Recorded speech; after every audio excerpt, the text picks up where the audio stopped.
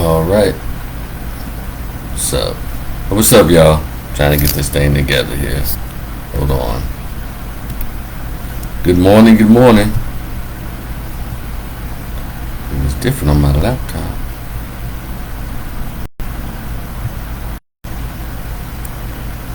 Okay, there you go. Oh. Won't tell no lie. Expand video. Good morning, y'all. What's up? Come on in. Let's talk about this morning. Y'all see my shirt? It says Black Mental Health Matters. I have a couple of stories I want to run by y'all this morning. I'll give y'all a minute. I got a moment. Oh, hold on a second. Yeah. I'll talk to y'all about a couple of things. Well, it's really one story. There's two stories, but I want to talk under one umbrella, one topic. Because, stuff is going on, and as a social worker, licensed chemical dependency counselor, and a black male advocate, with all the things that are going on, I always try to keep my mind on what's happening with black boys and black men. And if I see something, I try to say something as often as possible. I know a lot of you say, well, I'm not on social media. And so a lot of things, when you reference stories, you're like, when did that happen? Well, if you're on social media, quite a few stories wouldn't really get by you. Some of you are just on Facebook, which is cool because a lot of stuff comes through Facebook. A lot of stories. Some of you are on. A lot of us are on Facebook, YouTube, Instagram, Twitter, and I would say to everybody, just to be caught up on what's going on all around and hear varying perspectives, I think everybody should be connected to some form of social media, because people just aren't really just tuning in to so-called legacy media or the evening news on Channel 5, 13, or Channel 4, wherever you get your Fox, ABC, CBS, NBC News, nightly news, or whatever. People on social media, and there are particular stories that come out that the mainstream media just don't report, or they don't feel like it'll garner in enough viewership. But it's interesting though, because a lot of those legal, or should I say, legacy news outlets, they are on social media. So a couple of these things I'm about to mention under the guise of black men and black boys. And I'll keep driving home this point about the mental health of black men and black boys. Dr. Jawanza Kunjufu, he recently passed away. Rest in power, Dr. Jawanza Kunjufu. He and many others, Dr. Frances Welsing and Dr. Naeem Akbar, Dr. Amos Wilson, Dr. Julia Hare, and many others, they lived their lives. They wrote books, they wrote articles, they did lectures. A lot of them put on programs to address the need to heal and produce and encourage and nourish strong, mentally stable and balanced black boys. But somehow we don't listen to what they're talking about. We haven't listened. I think around 2000 is when we stopped reading as a community, as a race in this country. Because we seem to be all over the place, while things right in front of us is just kind of slipping through our fingers.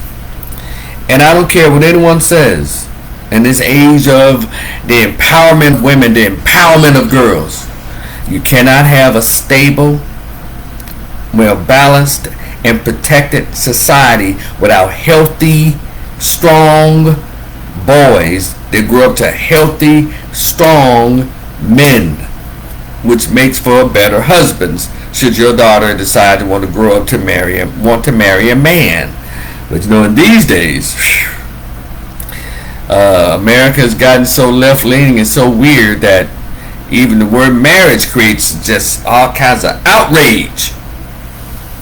Now, I'm not here, Trying to be hypocritical? Of course not, because marriage is not for me. Well, that's okay. Marriage is not for a lot of folks, but for all these folks out here having all these children, y'all need to create some kind of bond that will create a stable environment for children to be properly nurtured. But all this baby mama, baby daddy shit ain't doing nothing but just killing the next well, it's killed a generation already. I'm on here trying to encourage you, or you and your daughter, granddaughter, grandson, or son, to realize the importance of children. When you make the choice to become a parent, you have to be a parent. You can't do you after you've had a child. Who does that? Unfortunately, too many people.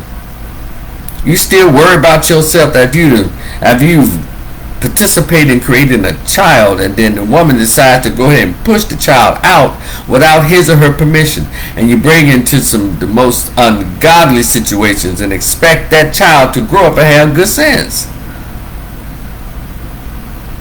And I don't understand how so many people believe in God and they do the most ungodly things. How many people always love to throw their hands up and worship and pray and worship for Jesus Christ, and you do the most unholy things when it comes to reproduction. The closest thing to God, in my opinion, is a baby. So it means when you choose to have a baby, you made a contract with God to make sure that child has the best accommodations. Is make sure that there's the best protection created for that child and the most nurturing environment for a child to grow up. Because when you decide to have a child, it means you've given up. You're done as a person. A child is not supposed to grow with you. But the fact that people lie about how much they believe in God and believe in their Quran or their Bible or whatever, the children tell the truth. And I'm talking to the black community. I don't care about what other people are doing. It's our children that's suffering. Our children at the top of all of the lists, or all the percentages that are negative. And then we go back and forth over nonsense. As our children, as black children, continue to live in poverty, live under duress, trauma, abandonment, loneliness, feelings of rejection. Yeah. So Rico, where you going this morning? Well, there are two stories. So many stories come out, but these particular two that I want to highlight. When we talk about Dr. Jawanza Kunjufu, he put out a quote that says, to create a broken man, you have to destroy them as little boys. Do y'all know what that means? When they say destroy them as little boys, everything I just said. They grew up in trauma. They grew up feeling unsafe. They grew up attacked, feeling attacked, abandoned, rejected, dejected, disregarded, discarded. Little black boys. If they can't run, jump, or dunk for us in our community, we really don't give a shit about them. If they can't sing or something, if they can't work their muscles to entertain us or produce for us, we don't really want black boys around. We just kind of leave them on. Even the girls are being trained. If he can't give you some money, he can't do this, don't talk to him, girl. But y'all want his seed, because even though we act so outside of our nature, the women still want to reproduce. They don't care who, as long as they get a seed these days. And so I brought up Dr. Jawanza Kunjufu's quote because it's so real. And I'll keep saying, we stopped reading after 1999. We stopped reading, we stopped paying attention to what is black. And now we're all intersectional, we're all interracial, we're all multicultural, multiracial, and we look like dumbasses out here. We're at the top of all of the negative statistics. Education, the children can't read, black children can't read. Marriage wise, black women at the bottom 20% or bottom 30%, or never see a husband. Black men run around here collecting baby mamas. Collecting baby mamas. It's crazy. If you want to create a broken man, you have to destroy them as little boys. So, there's two videos, a story and a video. Let me go with the story. This young black man's name is Lamont Wiley. I forget the state, but y'all can look it up. It's all over social media. This young man was the father of two young children. Of course, just like the average young black man, he tends to get a ratchet pregnant. He got him a ratchet baby mama who couldn't stand him and he didn't like her. But to his credit, he wanted to be a father. He wanted to be a father to his little children they created, I guess, with this lady, this young woman. And so, according to the story, Lamont, was homeless and going through some things. And this is where the part about mental health and black men. This shirt here says Black Mental Health Matters, because we don't seem to think that black men or black males are human beings. Again, what I said earlier, only if there is some kind of utility involved. But far as them being human beings with a heart and a soul and feelings and it's like no one cares. There's how many homeless black men out here, and people walk past them and steal. And even in this story, I'm saying this because in this story, I was listening to some of the comments. They were saying, "Shit, what do you do out here homeless? He made a big grown ass man while he homeless, grown ass man." But we got tons of grown ass women out here homeless. But they're never charged with being grown women or women. You're a woman. What you doing out here homeless? No one ever says that about women, black women especially. But a young man, or even a teenage boy who gets a girl pregnant, 14 or 15 or 16, he gets a girl pregnant. Society in black community tell him, well, he need to man up and take care of his responsibility. No one ever tells that teenage girl you need to woman up. You always put it on the boy, and that's not cool and that's not fair. It's almost unreal. So this young man, and it's unfortunate that he didn't know about, or maybe he was too prideful to go out and seek resources. He was trying to see his kids, although he was homeless, right? And according to the story that's going around, he thought he had somewhere to stay with a friend of his, right? Who was supposed to host him a night or two. So he asked or agreed to see his children. So the baby mother, knowing his situation, but she still said, yeah, she reluctantly, it sounds like, according to the story, let him keep the kids. But in his mind, he said, well, my friend got me, so they can come stay with me where I am, to keep the kids. Just so happened the so-called friend went out of town, which left him outside. So he I guess spent the night outside with the kids, and his little boy got ate up by mosquitoes. And so the baby mother gets her little ignorant hood self online on Facebook. Man, my baby got ate up by these mosquitoes. They spent time with their deadbeat father, and then people start going in on him, and he couldn't take the pressure.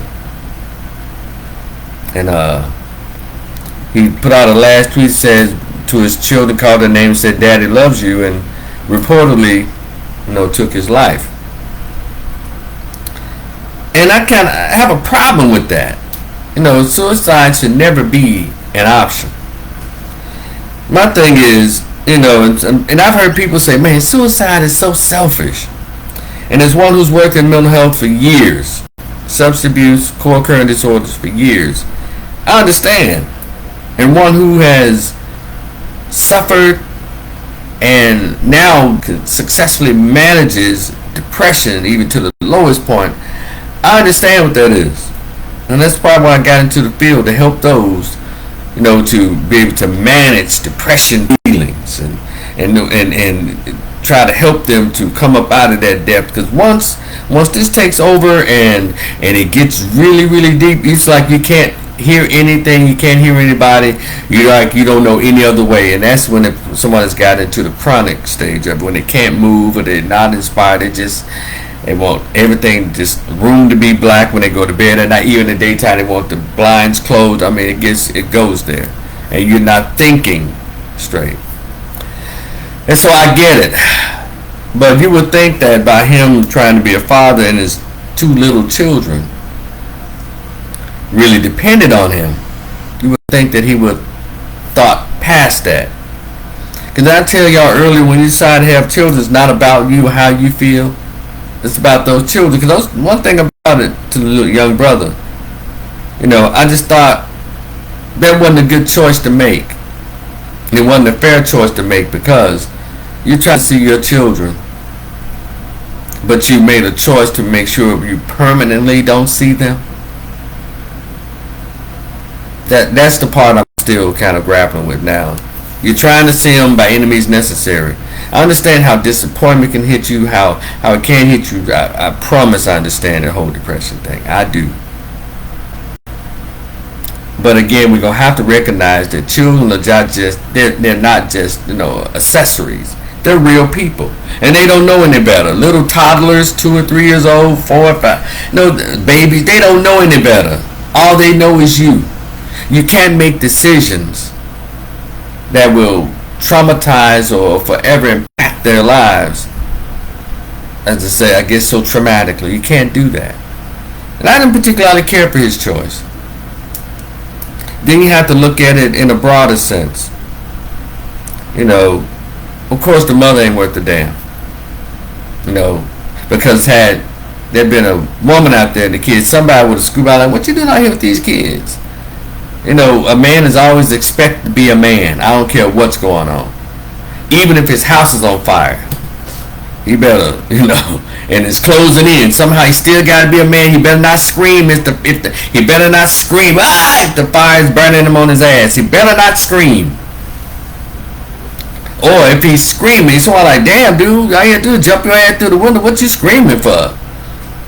You know what I'm saying? It's just awful. And so, sometimes people just, when life gets too rough, they look for an out. And I just hate he made that choice, because it's not guaranteed that woman is going to be a halfway decent mom to those little children he believed that he was trying to protect. And black men, while we're around here talking about a lot of nonsense, and there's a lot of nonsense, we're going to have to learn to support each other more. And as black men, we're going to have to start taking our own health seriously. Again, there's too many of y'all around here with pot bellies. There's too many around here. Too many of you black men out here who are husky around your chest and heart. You're too fat. Your bellies are too big. You eat too incorrectly. You're guzzling too much alcohol. You're sucking down too many goddamn cigars. You're eating too much red meat. In the process, you're not paying attention to black men, particularly in our age group in our 50s. You're not paying attention to black men who are in the hospital for strokes and heart attacks. But we're still with this, it's almost like a suicide mission for a lot of black men. It's almost like we've given up. Now, a lot of brothers are striving, but are not enough for striving is in the health department. And we have to become serious about our own health. You can see, don't nobody else give a shit. Matter of fact, they make fun of black men who are going through things. And again, you're always charged with being a man. You have to figure it out. We have to get out of that mentality, black men. There's too many of us who work in the healthcare field. There's too many of us who are social workers, case managers, that y'all can't call and ask questions. Some of you got tons of friends. You can't call at least 2 of them and say, hey man, this is what's going on. And all those friends that you have, you brothers with these huge friend groups, every time you throw a party or a cookout, you got tons of people at your house eating your food, guzzling your liquor, shaking their body to your music. But with something going on up here, you believe you can't call at least one or two of them, or not enough of them are checking in on you, or suggesting, hey man, go get that mental health assessment. Hey man, go to the doctor. You know, we can have our different political beliefs. We can have our different religious beliefs. We get down to it. You're Christian. We can be Christian, Muslim, fraternity. We can be, what else? Sports lovers, non-sports lovers. We got all these different things that tend to divide us. But when we get through talking, we're still black men, and the world is not a huge fan of heterosexual masculine black men. And we can't continue to go out like that. Every group has some type of support they need to get from the state or the federal government, or they got nonprofits that circles around them. Why don't we have nonprofits? Why don't we have networks that make sure that they're supportive of black boys and black men? Damn your organizations, because obviously they failed. But what about nonprofits? We advocate for dollars, for grant dollars, for federal dollars, or our own dollars, you know, that address our needs as black men. Why don't we do that? Why can't we come together as a group, say take off all the frat shirts, all the Masonic shirts, the Church of God and Christ shirts, and we just be black men? Take all the political shirts. Why? Because we're just falling off. A lot of times, a lot of us in silence, or folding under the pressure because we think we don't have a community of brothers, of black men. You know, to come together to help a young man like that. Young man, I don't even know, he's barely in his 20s, already feeling the pressure. It's too many young black men who, they're almost like, damn, it's like they have something against living to be 40. It's like an insult to them or something, the way they're leaving here so quickly.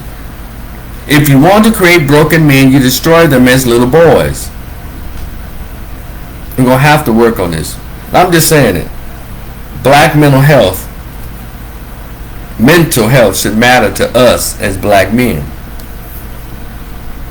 So I see that as a problem there. You know, this country has worked so hard to effeminize men in general across all races, but in the black community, a lot of black men are so mentally effeminized. They can't think for themselves as men. They don't see themselves as important because black boys are taught that you must always give up your money, your body, and even your life for the sake of girls and the women in the race, with no reciprocity. And we wonder why. You know, it's so funny, this stuff we don't pay attention to. I pay attention to a lot of stuff, especially when women are talking. And I hear a lot of they say a lot of things in our face, we just kind of move on. You know, I buried my 4th husband today, and she like in her 80s. No, I was married 5 times, you know, but how the hell she outlived 5 husbands? Because the pressure's not on women, the pressure's on the men. The pressure is not on little girls, it's on little boys. Let's say in a household, a father passes away, you got an older sister, a middle sister, you got an 8-year-old little brother. Guess who's told to be the leader of the household? The 8-year-old little boy. Because what do fathers and what do society tell boys? You make sure you protect your mama. Make sure you protect your sister. A 10-year-old, you telling this to a 10-year-old? You tell this to an 11-year-old little black boy? How come the grown-ass person in the household is not supposed to be the protector of all the children regardless of gender? So there's a lot of stuff we're going to have to rethink, because these are not the time to think like that. And little boys are sacrificed early. There are plenty of stories to prove it. Go to any household, go to any one of these inner city neighborhoods, you'll see black boys are sacrificing their lives every day so their sisters and their mamas can keep living. And the sisters and their mamas continue to make the worst choices as relates to relationships. Hell, when I was a kid in the 80s living in Memphis and crack-headed, black boys were sacrificing their lives every day to get money to take home to their single mom with three different baby dads. Except for me and my brother, we didn't do that. Our mother didn't. She didn't require that of us. And she didn't put the pressure on us to go out there and earn money to help her. My mother didn't do that. And she's a single mom too. She didn't do that. And so that's why I like y'all got the game wrong. Little boys aren't supposed to grow up to take over households except for his own, with his own wife and children, not his mama. Now, if you want to help your mother, that's fine. Because my brother and I help my mom all the time. Because, not only because she's our mom, because she's always been nice to us. Well, she's our mom, but she wasn't a mean mom. Our mom was never mean to us. She wasn't. She wasn't. Our mom wasn't mean. She wasn't verbally brutal to us. She whipped us like little kids need their ass whipped when they do like silly stuff. But around the 5th, 6th grade, my brother and I, we stopped getting whoopings. That was my mom's nature to want to whoop anybody. But now my sisters, girls always tend to be hard headed and do stuff a little longer. So they was getting whoopings damn near high school. My brother and I, we weren't getting our ass whooped. So just different, and we never felt obligated to do that. But we do it. We help our mom because we want to, and she's nice. We want her to have it better. We want her to have things better. We want to make things better for her. I'm on one of Bud Crawford mama. Y'all know the boxer Bud Crawford. His mom was awful. And a lot of moms in my neighborhood I grew up, they were terrible people, and these kids grew up, yeah, man, I'm taking care of my mama. But I was like, and I look at her like, man, your mom was terrible. But you know how black boys are taught? I don't care what your mama say. I don't care what your mother does. That's still your mama. And these black boys grow up with these suppressed feelings of resentment that they're not supposed to express because it's their mama. But somehow it's okay to be as expressive as you want to your fathers. It's amazing. The second thing that brought me here, because I can go on and on about that, and I'm sad that young man made that choice. He wanted to be with his kids, but he chose a way where he would never be with them ever again in life. And I wish he could have reached out to others. I wish to others, instead of people, those of you who had negative comments to say about him because that baby mama was called him a deadbeat and trying to shame him because according to the story he just couldn't live through the shame. The humiliation is the word that was used of social media. And I feel badly for him. Number 2. So everybody's seen the video with these little black boys. Let me say this first. To create broken men, you first have to destroy them as little boys. Dr. Jawanza Kajufu. So y'all seen it here in Dallas. The 3 little boys, or boy girls, who 3 little boys who, Lord Jesus, try to rob the Walgreens here in pajamas. And the way they carried on. Yeah, shut up, bitch. Yeah, 4 Idaho. Yeah, bitch, they ain't still here. You better open the door. They was, what's the words being used? Sassy. Extremely sassy. And we're always saying that it doesn't matter, but we don't put it into action. Even though statistics show that black fathers are the most involved of all races in their children's lives. That is a fact. However, there are a lot of black children who are still falling through the cracks. And these 3 little black boys, just as sugary, just as out of line, just as mouthy and girly as their mother and their aunties. That's what these little boys are sounding. Y'all seen the video. Yeah, bitch, you know what I'm saying? And then there's a part 2 where they show their little ratchet little sister. Y'all talking about my brothers, my mama, what my mama and my brothers was in there. She was at work. She ain't know nothing about that. She ain't know they was in there. Then y'all talking about one little boy said, y'all talking about we still because we pull. No, one under their sacks was toys and snacks. And the little girl running her mouth. Then there's another video where the grown women, ain't no men around, All these grown women put one, and the little boy, the main little boy, he's apparently expressed shame for how he behaved. Little kid. So look, one of the cousins were just females putting the camera in his face, and he was just kind of like ignoring and stuff. He's like, hey y'all, he don't want to cuss today. So they're really encouraging this behavior. They're encouraging this behavior.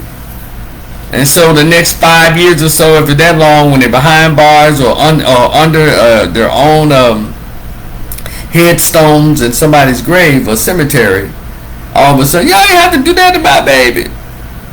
You know, it's a mess. It is a pure mess that's going on. It's been going on for far too long in the black race. Something has to be done.